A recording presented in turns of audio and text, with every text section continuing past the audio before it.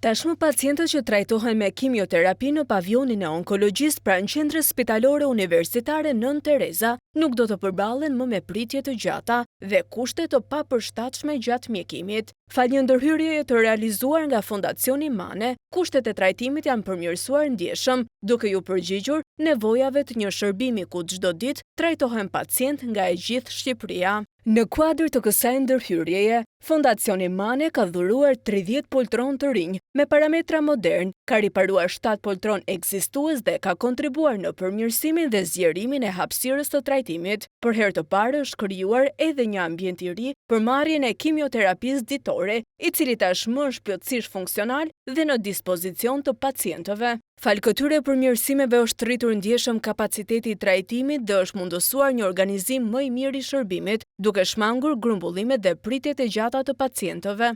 Mund tjetë e vogël, por për njerëzit është të madhe. Pra çdo lloj gjëje që është për t'i dhënë një dinjitet si trajtimit, si çdo gjë. Minimalisht dinjitete, se një pjesë të Shëria në aspektin e vet po bën gjithë përpjekjet, pra aktualisht ne kemi shtuar akseleratorin e tretë, pra që është një ndihmë akoma më e madhe për të thënë për trajtimin e pacientëve. Po gjithë po punojnë në një drejtim që të afrojmë trajtim me dinjitet dhe ajo që pak a shumë bëhet edhe jashtë. Pra mos të jemi mbrapa në një atë që ka drejt pacienti që ta marrë. Pavioni i rinovuar u vizitua edhe nga themeluesi i Fondacionit Mane, Samir Mane, i cili theksoi se kjo nismë nuk do të mbetet vetëm në Tiranë, por do të shtrihet edhe në qytete të tjera të vendit për të ndihmuar sa më shumë pacient.